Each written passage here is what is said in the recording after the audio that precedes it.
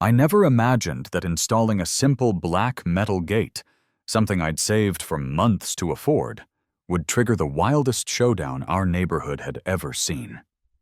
The kind of gate you see in every suburban driveway. Quiet, sleek, and automatic, with a smooth sliding motion. I had done everything by the book. Checked the HOA bylaws, secured the proper permits, and even made sure the design matched our neighborhood's aesthetic. It was supposed to be a solution, not a scandal. People had been using my driveway like a public turnaround, leaving muddy tire marks and nearly clipping my mailbox more times than I could count. My dad, who happens to be the chief of police, always taught me to solve problems with patience and integrity. So that's exactly what I tried to do. But not everyone saw it that way, especially not Mrs. Peterson, the self-proclaimed HOA enforcer who lived next door.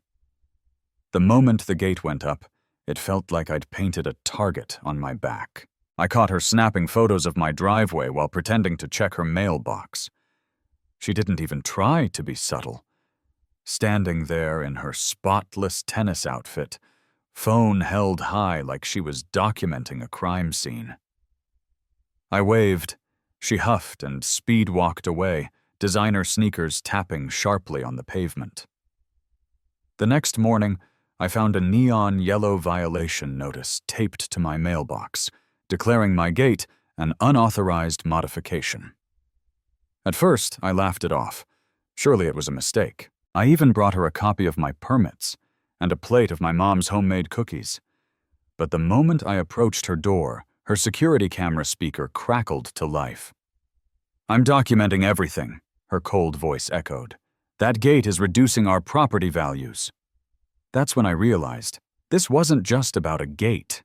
Mrs. Peterson was on a mission, and I was public enemy number one. But she had no idea who she was dealing with. What started as a simple home improvement was about to unravel a web of secrets, power plays, and one seriously illegal move. And she didn't know. My dad had just cut his trip short. You won't believe what happened next. Apparently, installing a gate that followed every single HOA guideline was an unforgivable offense in the eyes of Mrs. Peterson, our neighborhood's self-appointed queen, judge, jury, and, of course, professional drama stirrer.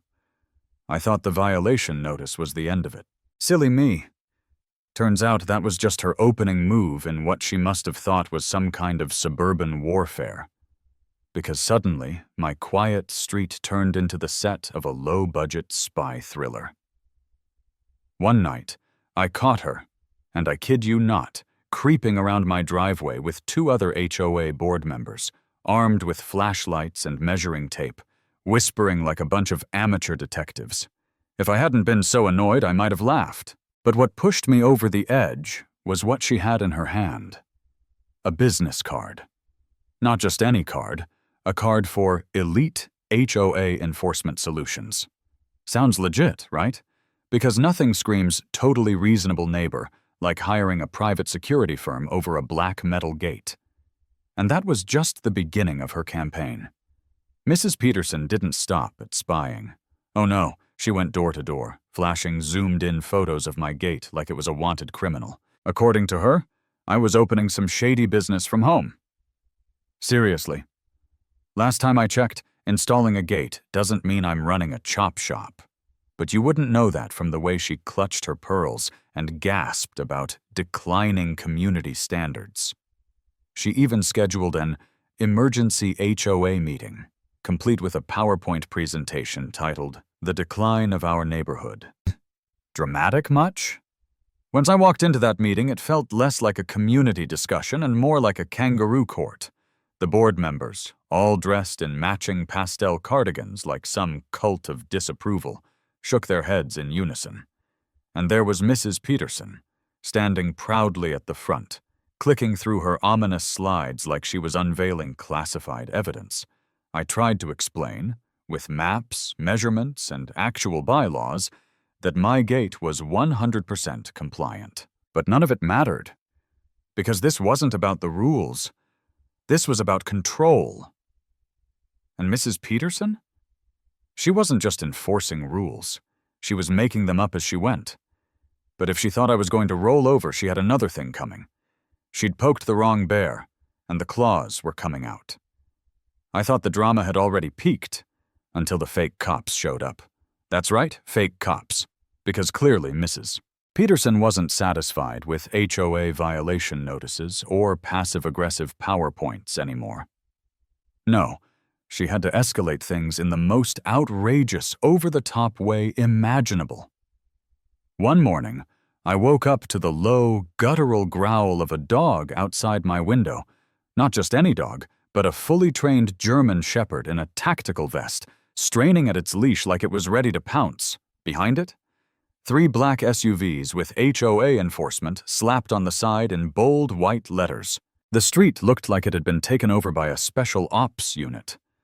I half expected a helicopter to start circling overhead.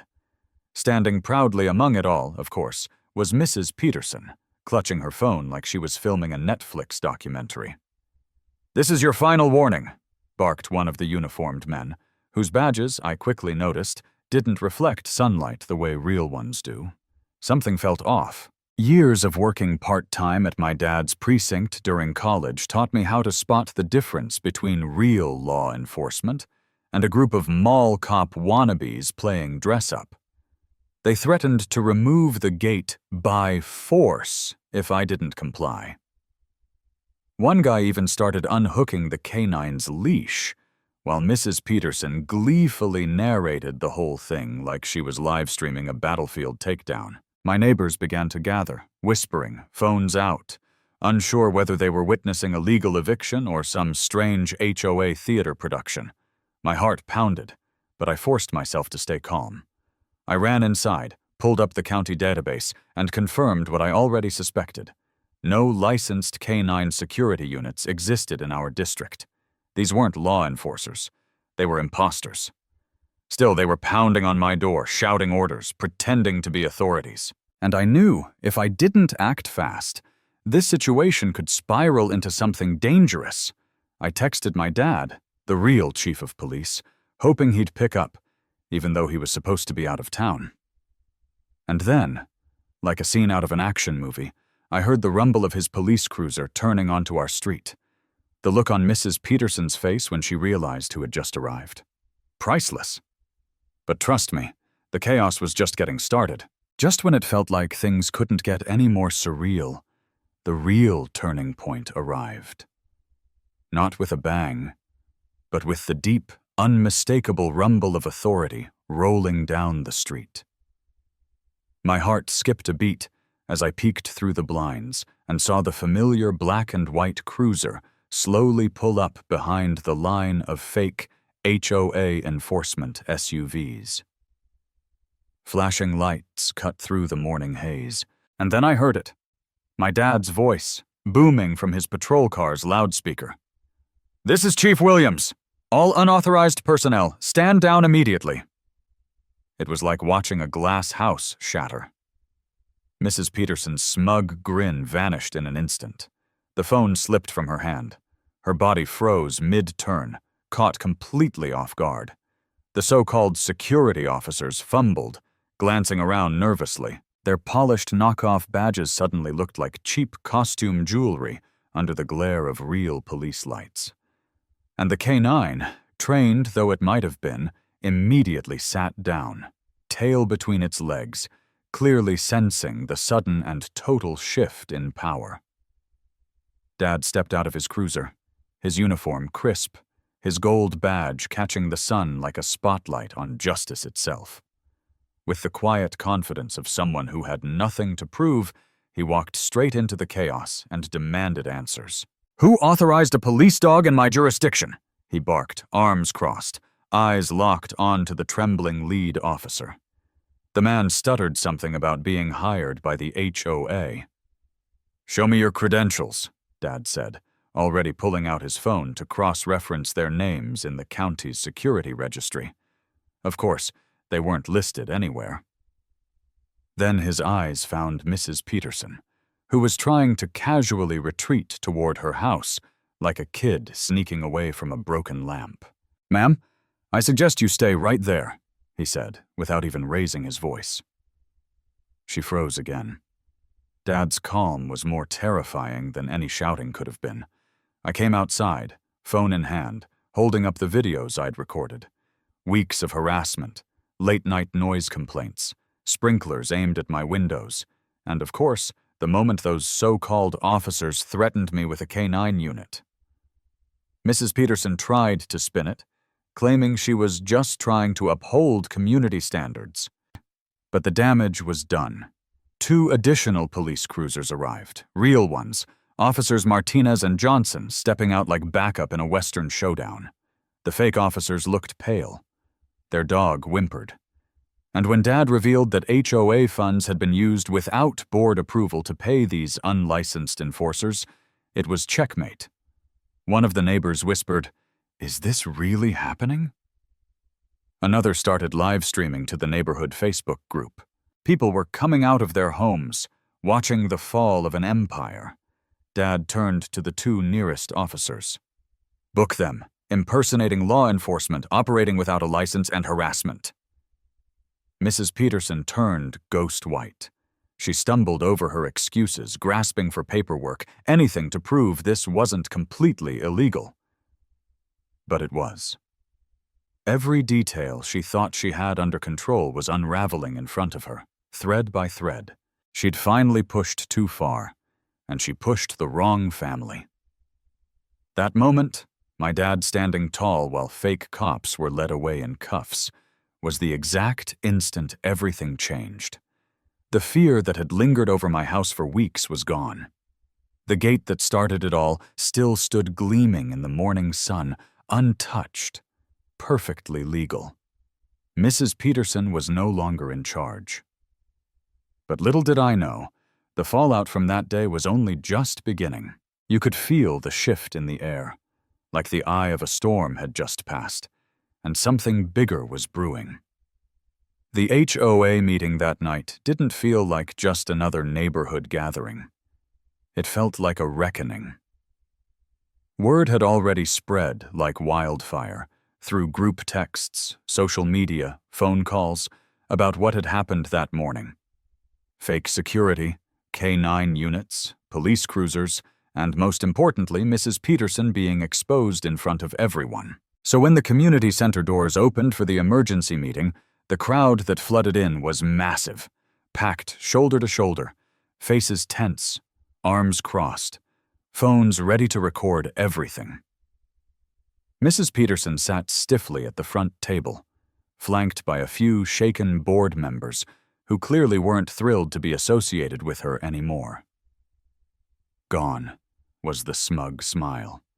Gone was the power she used to wield with every passive-aggressive HOA email. All that remained was a woman cornered by the very rules she had once twisted to control everyone else.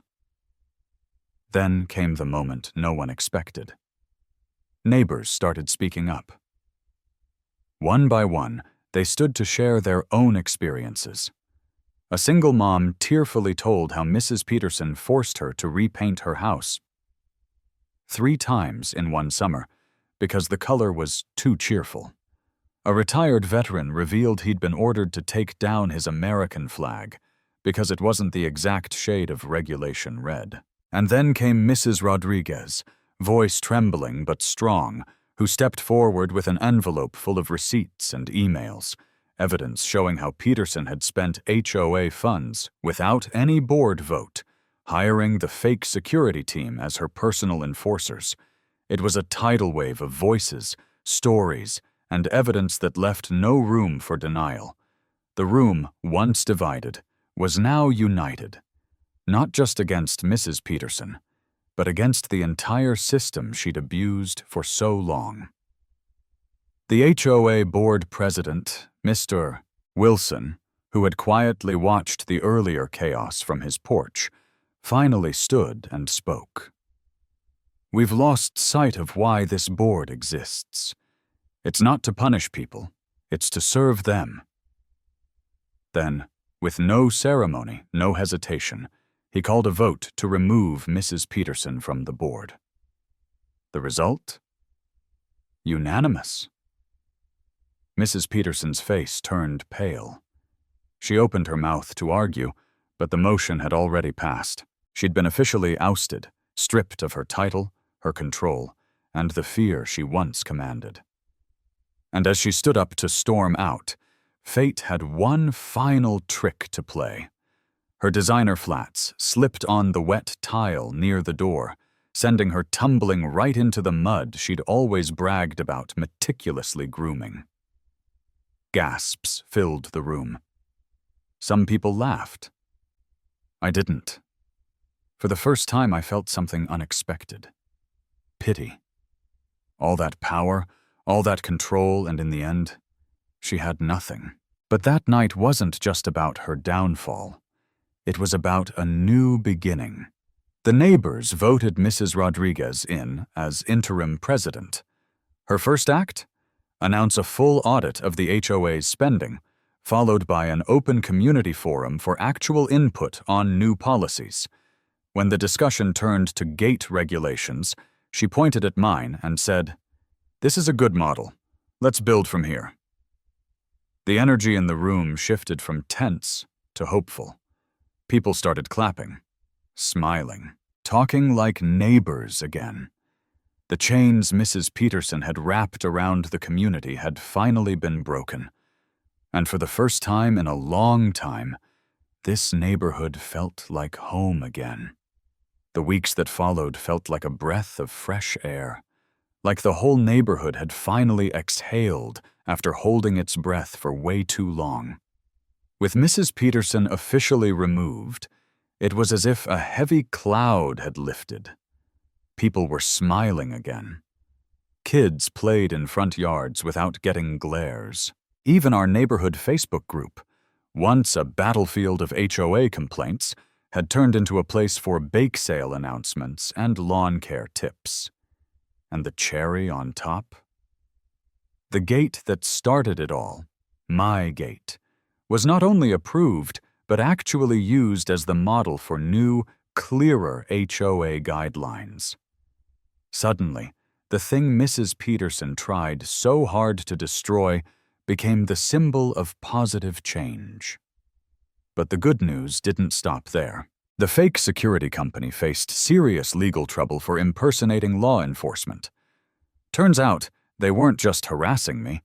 Several neighbors came forward saying they'd been threatened, fined, and even tricked into paying hundreds of dollars for fake violations. One sweet lady down the street, Mrs. Rodriguez, confessed she'd paid $500 over her wind chimes being too melodic. Everyone was outraged, and then rallied around her like family. That was the thing. The chaos had actually brought us closer together. As for Mrs. Peterson, her fall from grace was swift and complete. Not only was she facing legal consequences for misusing HOA funds, but someone uncovered social media posts where she bragged about cleaning up the neighborhood her way. The state HOA Oversight Committee launched an investigation, and it turns out our little drama wasn't so little after all. Other neighborhoods had similar complaints. My gate had unintentionally pulled the curtain back on a much bigger issue. But the funniest twist? A few days before she moved out, I caught Mrs. Peterson standing in front of my house once again, taking photos of my gate. This time she wasn't scowling. She was smiling and pulling up a list of gate installation companies on her phone. Maybe, just maybe, she finally got it. Sometimes the best revenge isn't revenge at all. It's showing people that doing things the right way, with respect and community, actually works. And if that inspires even the worst neighbor to change, well, that's a win in my book. Looking back now, it's hard to believe how a simple metal gate became the catalyst for such a powerful transformation. Not just in my neighborhood, but in the way we all viewed community, authority, and the quiet strength of doing what's right. What started as a battle against one overzealous neighbor became a story about standing up, not with anger or vengeance, but with patience, integrity, and the courage to face injustice head-on. And in the end, that's what truly won. The most valuable lesson I learned through it all is this. Real authority doesn't come from titles, uniforms, or loud voices. It comes from truth, respect, and consistency, Mrs. Peterson had power for years, but she misused it, treating rules as weapons instead of guidance. My dad, on the other hand, never raised his voice. He didn't need to. His calm presence, his honest words, and his dedication to fairness commanded more respect than any threat ever could. It reminded me of something he always says. Do things the right way, even when no one's watching. That principle never fails. For anyone who's ever been bullied, silenced, or pushed around by someone in a position of power, whether in a neighborhood, workplace, or even within a family, this story is proof that you are never powerless when you stand on the side of truth. It might take time. It might be uncomfortable. But when you hold firm with dignity and facts, and when you document, stay patient, and involve the right people, the truth eventually speaks louder than any intimidation ever could. And perhaps most importantly, community matters. It's easy to forget, especially as we get older, how much strength there is in connection. Once Mrs. Peterson's hold on the HOA was broken, our neighborhood came alive again. People shared their stories. We listened to each other. We helped one another. What once felt like a place of judgment became a place of support. That change didn't come from one dramatic moment. It came from a chain of people choosing kindness, choosing honesty, and choosing to stand together. Even my gate, once the subject of outrage, became a symbol of something much greater. Not rebellion, not victory, but resilience. And as for Mrs. Peterson?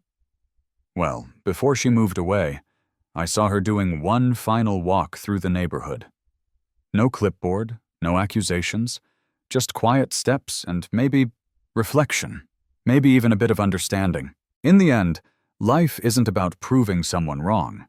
It's about living in a way that feels right, no matter who's watching. And when we do that, especially in the face of unfairness, we don't just protect ourselves, we inspire others to do the same. Because no matter how old we are, it's never too late to speak up, stand tall, and make things better. Not just for ourselves, but for the generations after us.